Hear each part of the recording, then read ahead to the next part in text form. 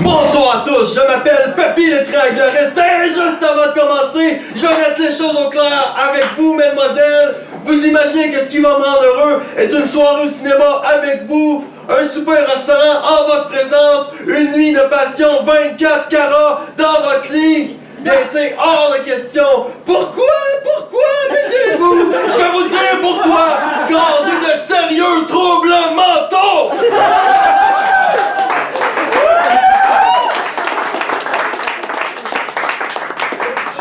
J'ai peut-être de sérieux troubles mentaux, mais en revanche, j'ai une moustache qui me donne énormément de personnalité. Mes détracteurs vous diront qu'elle me donne peut-être de la personnalité, mais qu'elle m'enlève de la crédibilité. Eh bien, je leur répondrai, qui a besoin de crédibilité lorsque vous avez le look d'un acteur porno des années 70?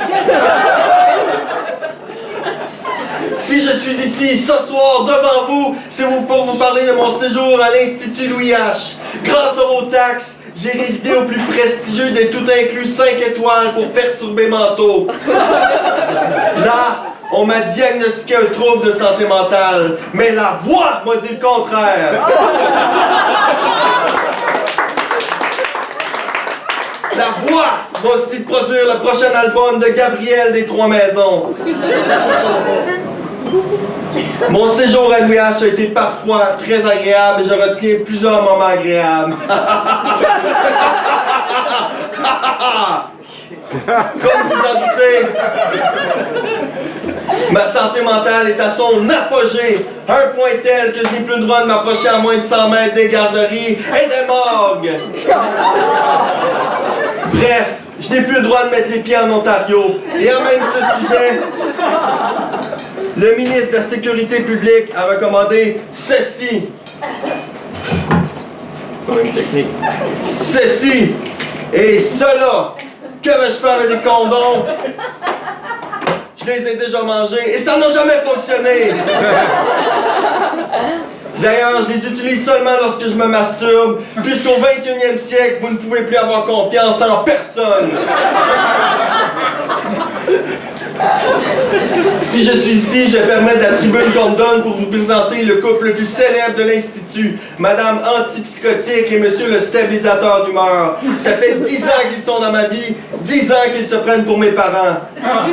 Papy, si un jour on se sépare, ça va être de ta faute. Ah ouais? Voilà, ça fait 3 jours que je ne prends plus ma médication. Je pensais pas que ça allait être drôle, mais c'est pas grave.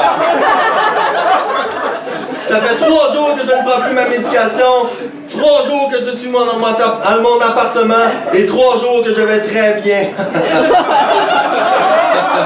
La première journée sans ma médication, j'ai été commandé 1500 $ de vinyle sur Internet à 2h du matin.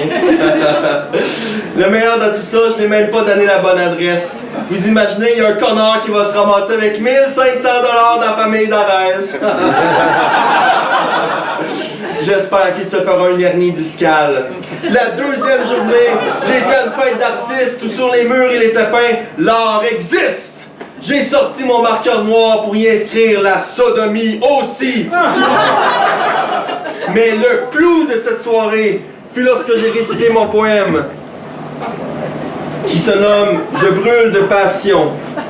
Je brûle de passion pour toi. Cette flamme ne s'éteindra pas. J'embraserai ton cœur, j'enflammerai tes rêves, ton appartement, ton chien, ton ex.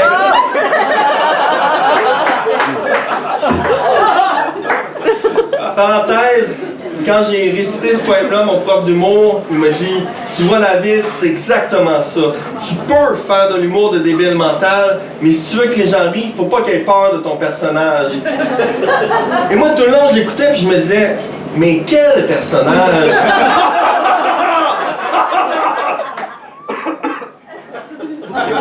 Qu'est-ce que du métier?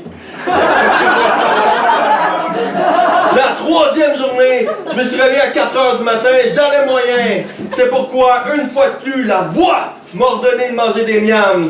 Elle m'a dit que Moustache en mangeait et qu'il était en parfaite santé. D'ailleurs, tout comme mon chat, je fais vraiment de belles selles. Coïncidence, je ne pense pas.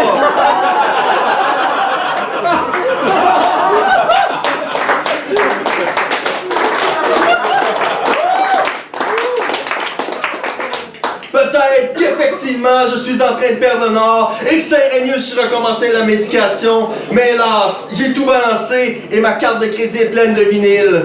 Vous savez, parfois je tombe